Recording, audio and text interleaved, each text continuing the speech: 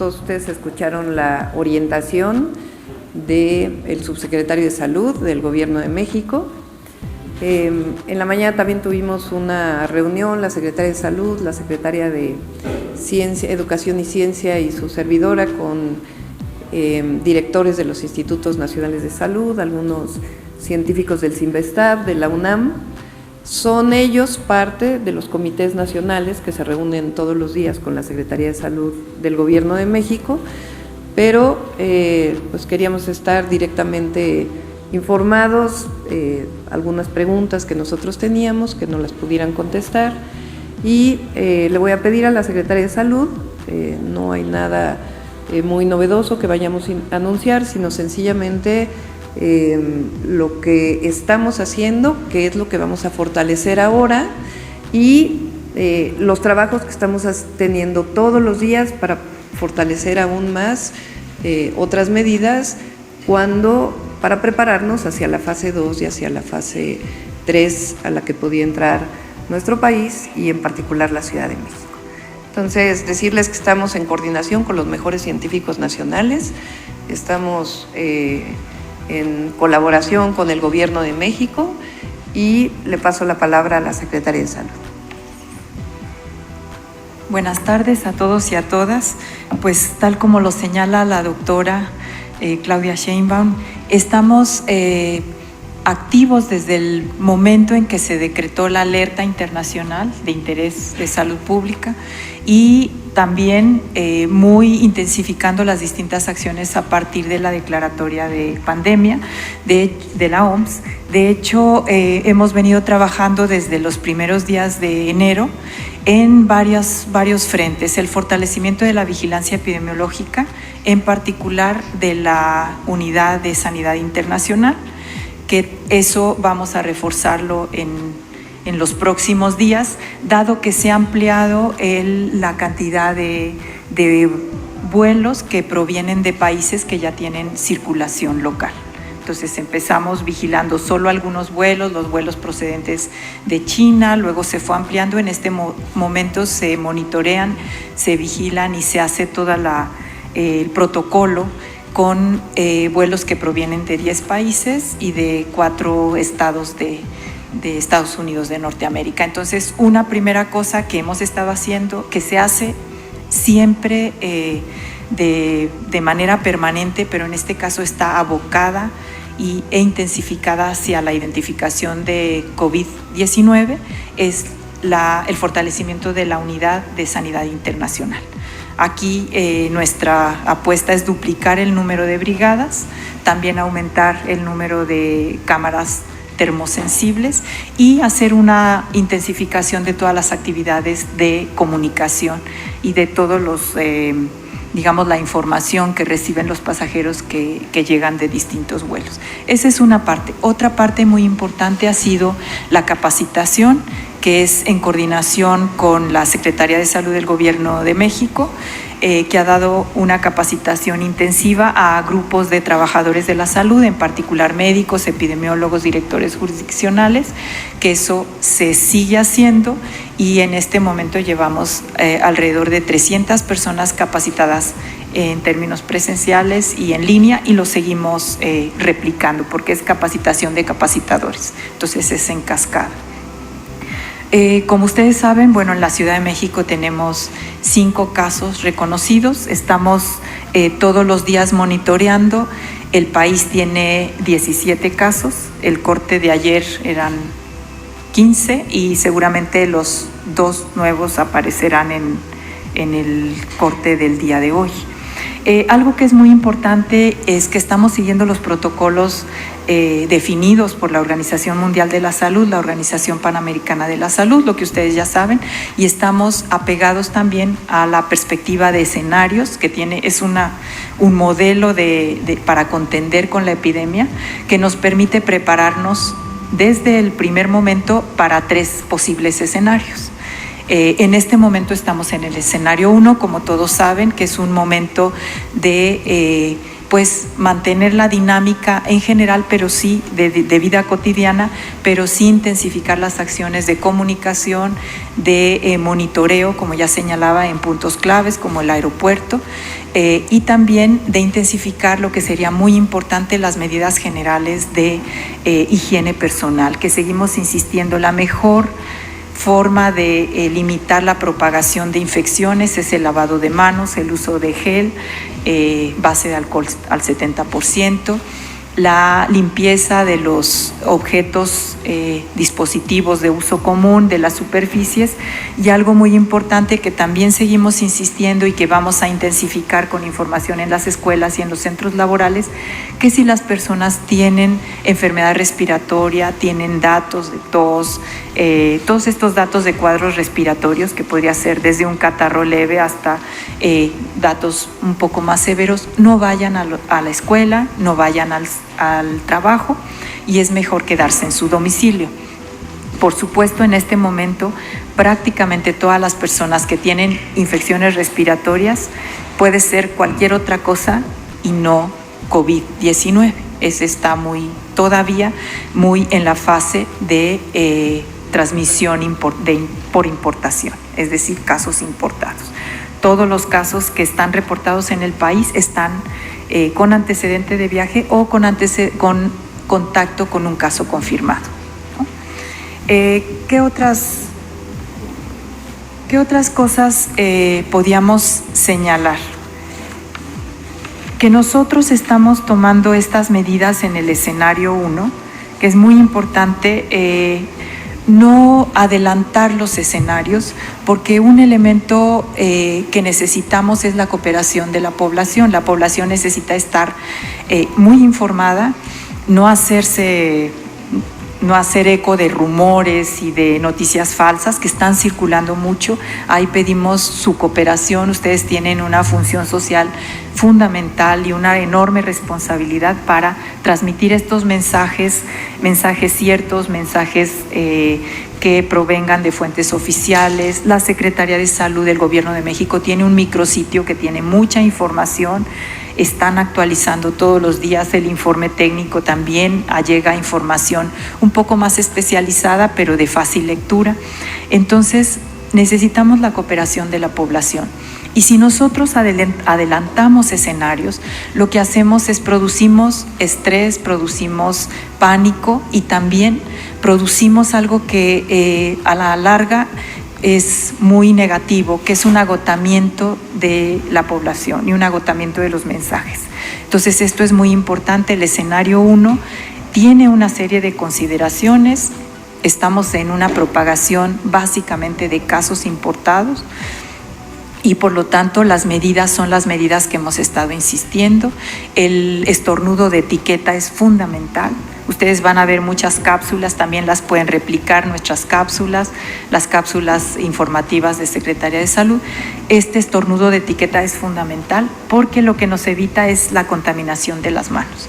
Las manos, y como siempre digo, la salud está en nuestras manos, es el vehículo más importante de contaminación. Entonces, si podemos nosotros romper la cadena de transmisión a partir de un lavado de manos, del uso del gel, de no tocarnos la cara con las manos sucias y del estornudo de etiqueta y de quedarnos en casa si tenemos un cuadro respiratorio, estamos contribuyendo a nuestra salud y a la salud de nuestra población, de nuestra familia, de nuestra comunidad.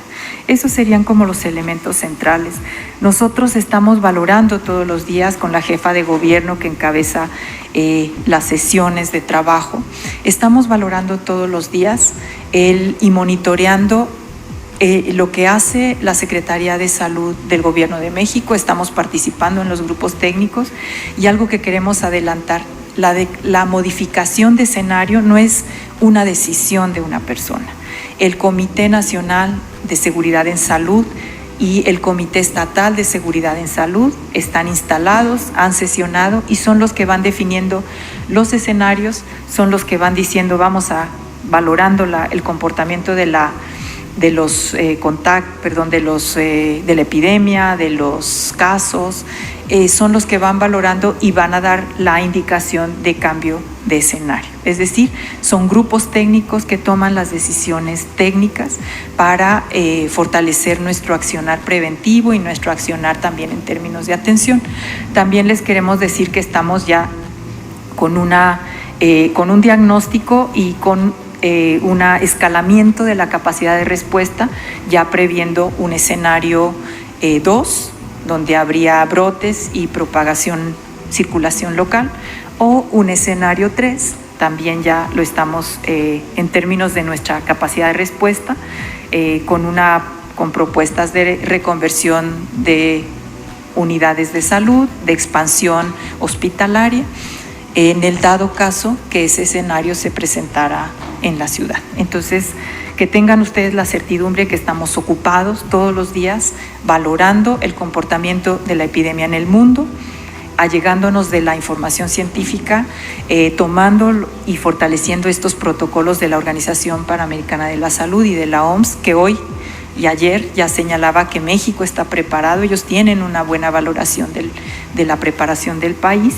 y que tenemos también una experiencia en términos de haber afrontado diversas contingencias. Entonces, eso también da habilidad, capacidad a las instituciones. No es solo la Secretaría de Salud, estamos coordinados con el IMSS, con el ISSSTE, con otras entidades del sector salud y con instituciones y con otras secretarías. Entonces, ese sería básicamente el mensaje general.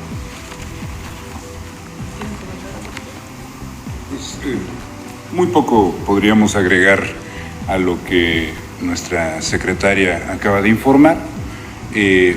Solo el mensaje de mantener la serenidad, de no caer en situaciones de pánico, ¿no? Y de informar a la población. Las vías oficiales de comunicación están informando permanentemente lo que ocurre. El subsecretario López-Gatell ha dicho que se van a seguir haciendo las conferencias de prensa a las 7 de la noche. Ustedes vieron que en los últimos 2 días hubo, además de las conferencias de prensa de las 7 de la noche, las de en la mañana, y supongo que todos escucharon la declaración que hizo, o leyeron la declaración que hizo el el representante de la Organización Panamericana de la Salud y Mundial de la Salud, Cristian Morales, el día de ayer en la conferencia matutina, acerca de cómo la rápida respuesta que ha tenido el gobierno mexicano es de alta calidad y es reconocida por la Organización Mundial de la Salud como una respuesta oportuna y adecuada. Entonces, eso es lo que podríamos informar. Parece que las medidas son muy sencillas, muy fáciles. Hay que realizarlas, hay que lavarse las manos continuamente.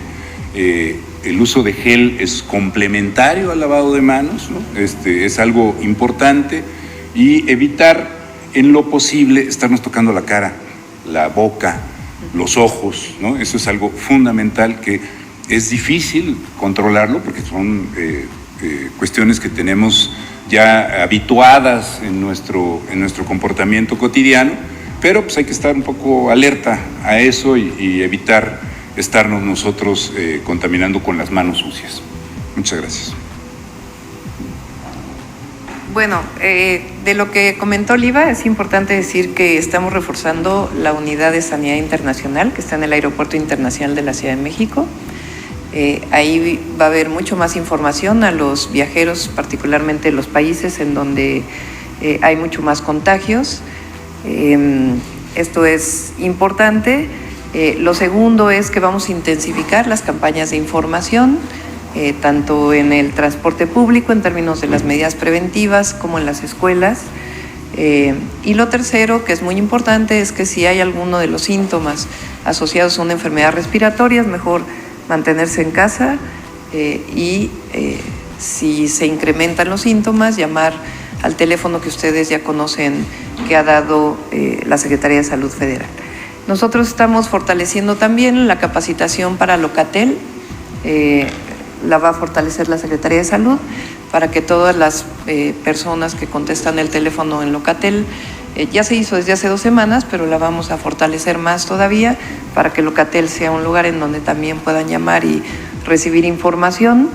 Y está todo el trabajo de coordinación con el gobierno federal, con la Secretaría de Salud Federal, los Institutos Nacionales de Salud, para el momento en que pudiera haber una fase 2 de atención tanto en los propios hospitales como de contención de algunos espectáculos públicos, ¿no? Como lo anunció el doctor López-Gatell el día de hoy, el Vive Latino permanece este fin de semana, y algunas otras actividades que tenía planeadas el gobierno, que no tienen impactos económicos, esas las vamos a posponer. ¿Por qué el Vive Latino se mantiene? Aquí los médicos, los doctores nos pueden explicar de mejor manera, porque aún estamos en la fase 1. Entonces, no es necesario la suspensión de estas actividades masivas. Sin embargo, aquellas que no tienen impactos, pues es mejor posponerlas, si es que es así. Y cada día pues vamos a estar coordinándonos con la Secretaría de Salud del Gobierno de México para poder estar brindando información a toda la población. Iniciamos preguntas y respuestas con Carlos Navarro de El Heraldo. Buenos días a todos. Preguntarle, ¿qué está pasando en la Unidad de Sanidad Internacional? Ayer fuimos a recibir al vuelo ASA 676 proveniente de Roma, Italia, y nos decían que no les preguntaban los síntomas, solamente a petición de ellos mismos se les hacía una revisión, y de acuerdo al protocolo se les tiene que hacer una pregunta y trasladarlos a la unidad médica, así señalaba el protocolo establecido por la OMS. ¿Qué está fallando ahí? Es un país que es un foco rojo a nivel mundial. ¿Qué está pasando en la Unidad de Sanidad Internacional? Sí, hay 3 protocolos, uno que se reporta en términos de enfermo viajero, y la propia aerolínea lo reporta, ese tiene un camino, y estos que no tienen nada pasan por las cámaras termográficas, y la cámara termográfica identifica, y ahí no se reporta si tiene más de 37,5 de temperatura. Ese sí es un pasajero que es invitado a un interrogatorio adicional. Entonces estamos siguiendo todos los protocolos, se vigilan los vuelos, y no a todos se les pregunta porque no hay necesidad de preguntarles a todos. Si es una persona que viene sana, no fue reportada, no es necesario, con que pase por Lo que sí estamos dando es los volantes, eso sí tratamos de que lleven por si en el transcurso de unos días tiene algún problema, entonces sí reporten y nosotros les damos el seguimiento. ¿No hay necesidad cuando es el segundo país con mayor número de muertes a nivel mundial? No, es porque es un protocolo general para todos los países que tienen. Sí, exactamente. No todos vienen infectados. De hecho, en ese vuelo las personas vienen sanas. Ustedes saben que el COVID-19, el momento de contagiosidad es cuando están los síntomas, cuando las personas estornudan y tosen. Y entonces lo que sí hacemos, y lo estamos tratando de hacer, es tener volantes informativos, ¿no? Estos ya están actualizados porque los anteriores decían de los países que estaban anteriormente como países con circulación local. Entonces dice, si llegas con síntomas, repórtalo en el aeropuerto a los equipos de sanidad internacional. Si estuviste en países de alta transmisión de COVID, aquí están las indicaciones. Si tienes estos síntomas, fiebre, tos, estornudos, malestar general, dolor de cabeza, permanece en tu domicilio, evita el contacto y llama al 800-0044-800 para que recibas orientación. Y las recomendaciones de lavado de manos. Aún que viniera una persona, es que es parte de lo que nosotros tratamos de transmitir. Si las personas, y el primer caso, el caso índice es una muestra de esto. Un caso, primero, que se identificó en Ciudad de México, 6 familiares, ninguno se contagió. ¿Por qué? Porque hizo las medidas de aislamiento y además las medidas de higiene. Entonces, el COVID así por el SARS-CoV-2, que es el nombre del virus, se transmite tiene una capacidad de transmisión de 2 a 3 personas. Con lavarnos las manos, evitar ese estornudo, ¿no?, que contamina y contamina superficies y contamina nuestras manos, podemos cortar la cadena de transmisión. Entonces, eso es importante. Pero la Unidad de Sanidad Internacional está funcionando bien. Sí vamos a reforzar con más brigadas. ¿Con cuántas personas? Porque nos comentaban ayer que solamente para ese vuelo eran 6 personas que estaban ahí pendientes. Sí, para el vuelo es más o menos lo que se... ¿Cuántas brigadas o cuántas personas más van a sumar a...? Vamos a duplicar el número de brigadas. ¿Cuántas? Esa es la idea. Ahorita están funcionando 40 personas que se mueven en equipos de 3, de 6, dependiendo del tamaño del avión, del vuelo, de la cantidad de personas que vienen, y vamos a duplicar la cantidad de personas, y también vamos a comprar más cámaras termosensibles. Ahorita hay 3, ajá.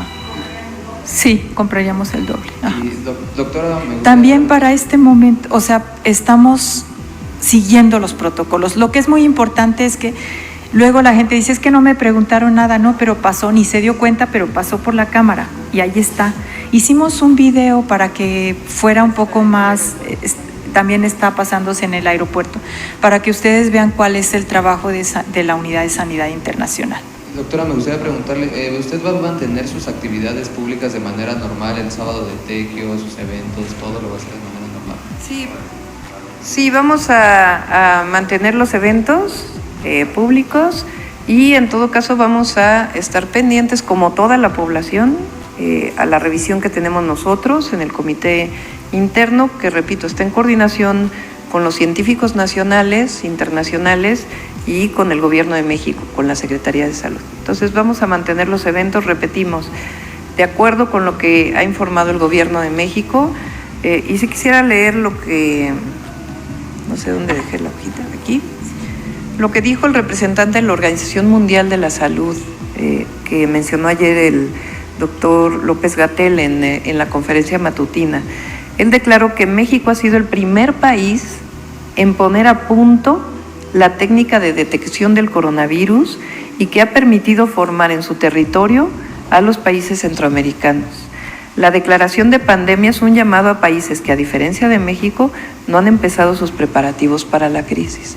Es decir, en México, desde que se dio conocimiento en China de los primeros casos, se hizo esta unidad sanitaria internacional. Por esa razón se conoció del primer caso, se aisló y se ha estado aislando a todos los casos importados que llegan. En el caso ya de transmisión comunitaria, que le llaman, o de transmisión local, ¿qué quiere decir eso? Que una persona ya en México ha contagiado a otra y esta a su vez a otra, y dependiendo del número de casos se pasa a la fase 2. Eso ya significa medidas de contención mayores locales en ciertas zonas o para toda la ciudad, dependiendo del número de contagios de este virus y de las personas pues que están enfermas. Entonces, no quiere decir que si uno tiene COVID-19 va a ser grave su enfermedad. Es más, la mayoría de las personas en México que ha sido detectado que tienen la enfermedad ha sido síntomas leves, algunos inclusive ya fueron dados de alta. Entonces, las medidas que se están tomando en esta fase 1 corresponden a los protocolos de la Organización Mundial de la Salud. No estamos en casos como en Estados Unidos, en varios estados, donde ya tienen transmisión comunitaria, o en países como Italia, donde tienen mayores transmisiones. Las personas que llegan de estos países a la ciudad, lo que vamos a hacer ahora es incrementar la unidad de sanidad internacional y la información también que reciben los pasajeros, porque es importante que la reciban. Nos estamos poniendo en contacto con las aerolíneas también, para que desde la aerolínea puedan tener esta información y que cuando lleguen al aeropuerto de la Ciudad de México sepan que si no tienen síntomas, pues tienen que estar vigilando su salud, y si comienzan a tener síntomas, lo más importante es que se resguarden y que en todo caso llamen a los teléfonos que se han estado planteando. Y además nosotros estamos capacitando todavía más a Locatel para que haya un número adicional en donde la gente puede estar informándose. Para todos aquellos que tienen algún tipo de enfermedad respiratoria, lo que están señalando los expertos, pues es que lo mejor se queden en su casa resguardados y que tengan el menor número de interacciones con otras personas para evitar contagios. Eso es normal en cualquier enfermedad respiratoria, pero en particular ahora más. ¿Qué personas pueden estar en este momento en alguna situación vulnerable? Pues aquellas que estuvieron en contacto con alguna persona que estuvo fuera de México en estos países, o en particular, pues aquellos que ya se ha reconocido que tienen esta enfermedad. Gracias. Continuamos con Eduardo Hernández de La Universal. Buenas tardes, doctora. Preguntarle qué eventos son los que se van a posponer. Particularmente había este sábado una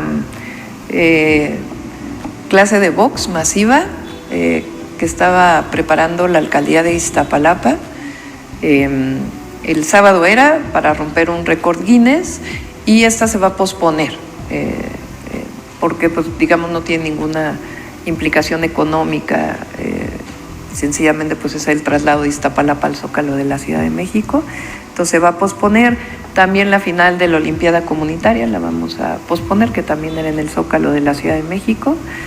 Presencialmente hasta ahora estos son los dos. Como ustedes saben, la Liga de Fútbol no ha suspendido, por orientación también del gobierno, no se ha suspendido. Por lo tanto, el partido de fútbol que se tenía planteado para el día de mañana también continúa, el femenil. Y vamos a estar informando todos los días. Hoy a las 7 de la noche es muy importante estar informados, como lo mencionó el subsecretario de Salud, va a haber algunas otras medidas que van a ser informadas el día de hoy y que nosotros vamos a estar replicando a toda la población.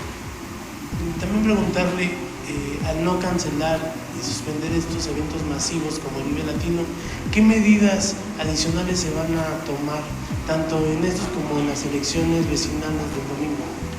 Sí, de nuevo, lo que instruyen aquí la doctora Oliva, el subsecretario, los médicos y el Gobierno de México y la Organización Mundial de la Salud son las medidas preventivas. Es muy importante siempre tener estas medidas preventivas, pero en particular ahora. El estornudar en el interior del codo, con el pliegue del codo, parece algo menor, pero es importantísimo, porque si uno se tapa el estornudo con la boca, pues entonces la saliva se transmite a otros lados. De otra manera, pues se limita muchísimo esa transmisión. El lavarse las manos, el utilizar gel, pues sencillamente se rompe la cadena de transmisión de cualquier virus. Y en estos espacios donde pues incluso pues los baños no son... Sí, ahí estamos hablando con la SEP, por ejemplo, ahí donde hay problemas para que pueda haber gel antibacterial. De igual manera estamos haciéndolo en las oficinas de atención al público, que haya gel. Y estamos viendo en pues algunas estaciones del Metrobús, para prepararnos también hacia adelante, de tal manera que al uno utilizar el gel, ya no transmite a través de un saludo, por ejemplo, o de tocar una parte del transporte, ya no transmite el virus, ¿no? Entonces nos estamos preparando para ello, para tener en algunas zonas, y también pues a la misma población, que lavarse las manos o el utilizar gel pues es importante, entonces traerlo consigo pues también vale la pena. ¿En los conciertos habrá lugares para que otorguen gel? Esta es, digamos, una preparación hacia adelante también, hacia las siguientes fases, ¿no? Entonces, se va a estar transmitiendo en el Vive Latino información relacionada con la transmisión del COVID-19, del virus que produce el COVID-19. Secretaria, me gustaría también preguntarle, ¿cuánto tarda en presentar síntomas esta enfermedad? Y en este caso de las personas que llegaron a México de estos países, ¿se les hace un seguimiento pese a que no presentaron síntomas? 14 días. O sea, la ventana que se está dando son 14 días. Entonces, si en ese periodo no se presenta sintomatología, es que ya no tienen contagio de importación. Durante ese periodo, si presentan síntomas, hacen la llamada y nosotros hacemos primero un interrogatorio telefónico y luego ya se valora y se va a tomar la muestra. De hecho, eso es lo que así hemos procedido en todos los casos.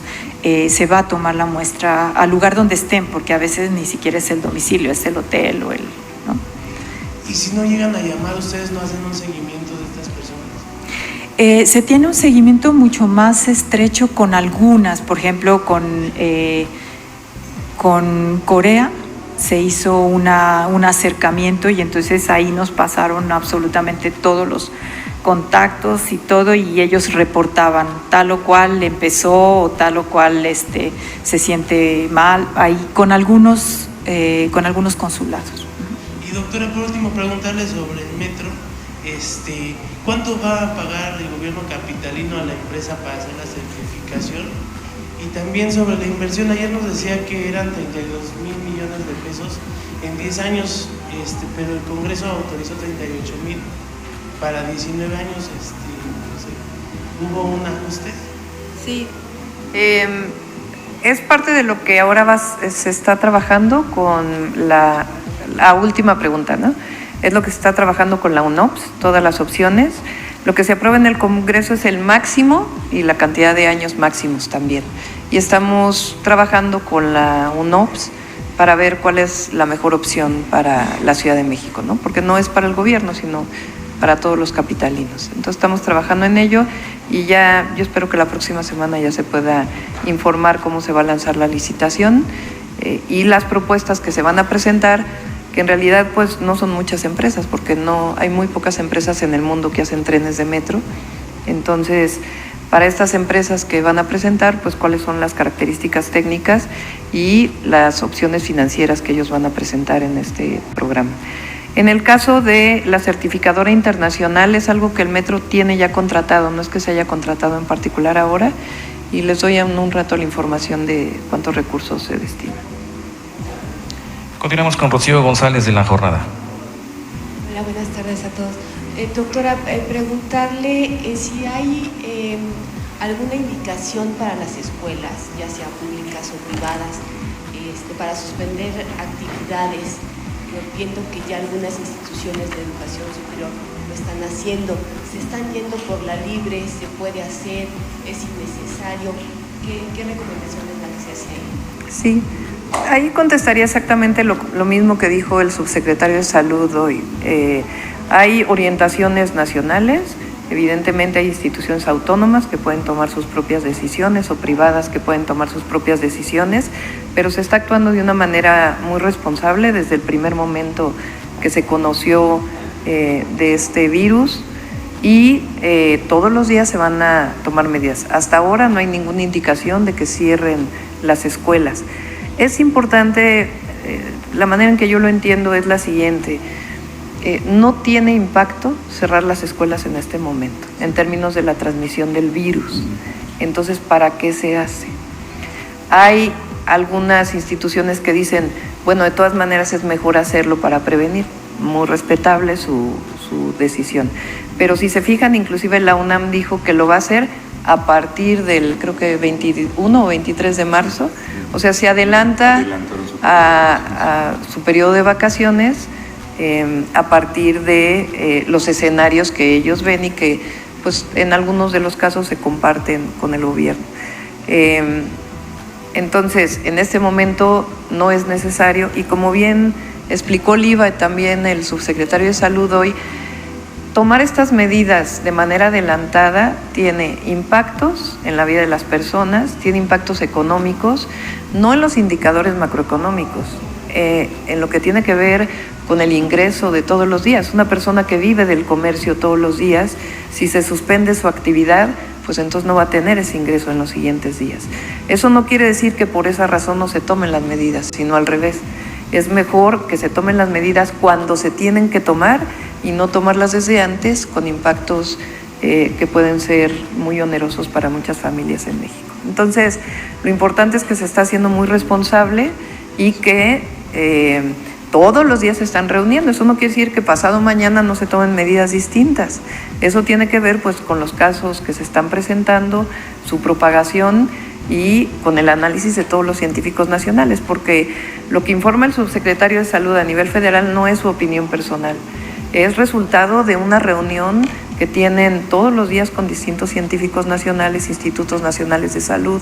Está ahí el coordinador de los institutos nacionales de salud y todos los días están evaluando y todos los días deciden qué es lo que hay que hacer.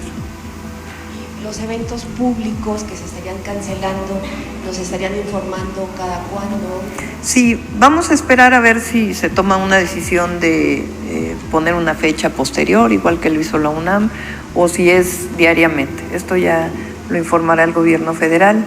Y pues lo más importante es estar informados todos los días, estar pendiente de la conferencia de prensa de las 7 de la noche y nosotros pues vamos a difundir lo que en esta conferencia se está dando. Como autoridades nos están pidiendo que no haya pánico, pero definitivamente hay preocupación entre la población, incluso quizá ya no como en otras ciudades, pero han comenzado a adquirir productos, porque no hay como una certeza de qué van a hacer, porque lo que dicen es que sí va a haber, qué van a hacer cuando haya fase 2. Pero miren, la fase 2, como bien se ha dicho, inclusive son acciones locales.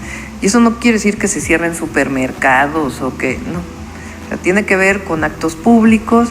Si en una zona hubo un contagio en una escuela, pues esa escuela tendrá que tomar sus medidas. Entonces se van tomando las medidas de acuerdo a cómo se van presentando los casos. Si hubiera una propagación ya más exponencial, pues entonces ya se toman medidas de toda la ciudad o de todo el país. Pero esto pues es algo que tenemos que estar evaluando todos los días. Repito, si se tomaran hoy medidas todavía mayores, puede tener un impacto muy grave en las familias de nuestra ciudad y no es necesario. Por eso, pues en esto, como bien dijo el presidente de la República, no es un tema político, es un tema técnico, científico y todos los días se está evaluando con los científicos a nivel nacional y de la ciudad. Ya tienen 5 casos confirmados en la ciudad. ¿Cuántos se requieren para seguir a la siguiente fase? Tiene que ver con, bueno, aquí que lo explique el doctor. No tiene que ver con un número fatal de casos, sino tiene que ver con que cambie el mecanismo de transmisión. Lo dijo muy claramente la secretaria, lo dijo el subsecretario en la mañana, lo ha venido repitiendo todo el tiempo cuando ha hablado de los escenarios. De lo que se trata es de que cambie el mecanismo de transmisión. Insistimos, la fase en la que nos encontramos ahorita es el escenario de la transmisión importada. Entonces, cuando cambia de transmisión importada a transmisión comunitaria, entonces estaríamos hablando de que ingresamos a la fase 2, al escenario 2, que es el escenario del contagio local, de la transmisión local, que nosotros le denominamos técnicamente el escenario comunitario, de la transmisión comunitaria. ¿De acuerdo? Continuamos con Alberto Cuenca, de Capital CDMX. Gracias, buenos días. Preguntarles, ¿no está predominando el criterio económico en la toma de decisiones por sobre un criterio de salud? Lo pregunto por 2 cosas. Una, hay instituciones como el TEC de Monterrey que ya anunció que solo va a clase en línea, el Senado restringiendo sus visitas. La alcaldía Benito Juárez, la primera alcaldía que toma la decisión de posponer sus eventos públicos. La misma UNAM dio a conocer un cálculo matemático donde está previendo que habrá brotes infecciosos a partir del 20 y 30 de marzo. Entonces, no es suficiente evidencia para decir, más allá de lo político, que se deben tomar ya decisiones más allá de la fase 1. Los criterios son científicos, yo lo pondría de esa manera. Y repito nuevamente lo que dijo la Organización Mundial de la Salud, de que México ha sido un ejemplo de cómo desde el primer momento se tomaron todas las medidas necesarias para poder aislar los casos que estaban entrando a nuestro país. Entonces es un criterio científico que todos los días se evalúa y a partir de esa evaluación se toman las decisiones. A la doctora Oliva, preguntarle, Decía al inicio de su intervención que se está haciendo un escalamiento de las capacidades de respuesta, previendo escenarios 2 y 3. Con esto que usted dice, yo quisiera saber cuántas nuevas pruebas se han adquirido para detectar el COVID-19. Usted en el Congreso Capitalino decía que tenían 200 cuando fue al Congreso hace unas semanas. En ese sentido, ¿cuántas nuevas se han adquirido? También yo quiero preguntarle, porque eso también, aunque ustedes están diciendo que este tipo de información puede generar estrés en la población, quizá también puede generar cierta reacción de calma saber que la autoridad está preparada. ¿Cuántas camas de hospital tienen ustedes listas? ¿De qué hospitales? ¿Cuántos respiradores? La carpa médica que ustedes nos decían que tienen lista, ¿cuánta capacidad tiene para atender a cuánto número de personas? Sí, en relación a las pruebas, se duplicaron. Recibimos primero 200 pruebas y luego llegaron otras 200, entonces tenemos 400 pruebas para hacer el diagnóstico. Ustedes recuerden que hasta ahora el protocolo es que el diagnóstico lo puede hacer la entidad y lo ratifica el INDRE, ¿no? Entonces, estas pruebas son suficientes para el momento que estamos, el escenario 1, y seguramente para el escenario 2 sin problema podemos contender con esas pruebas. La capacidad instalada de la ciudad, solo de Secretaría de Salud, son 2.387 camas sensables, 1.500 no sensables, casi 700 ventiladores, 691, laboratorio de análisis clínico 137, 102 gabinetes de rayos X, 149 de radiología, 107 salas de operaciones y todos los hospitales tienen áreas aisladas, áreas de 1, 2 o más cubículos de aislamiento. En general trabajan, por decirlo así, un número grueso, son 30,000 trabajadores en Secretaría de Salud, de los cuales 8,600 son médicos y 8,800 son enfermeras. Ahora, cuando hablamos de COVID, también hay que recordar que el 90% de los casos son casos leves. Vamos a transitar con cuadros como si fuera un catarro común, donde tenemos que poner la vigilancia mayor y toda la atención, porque son los casos que se podrían complicar, adultos mayores. Nuestros adultos mayores para nada ni es el volumen ni son los años que tienen, por ejemplo, los adultos italianos.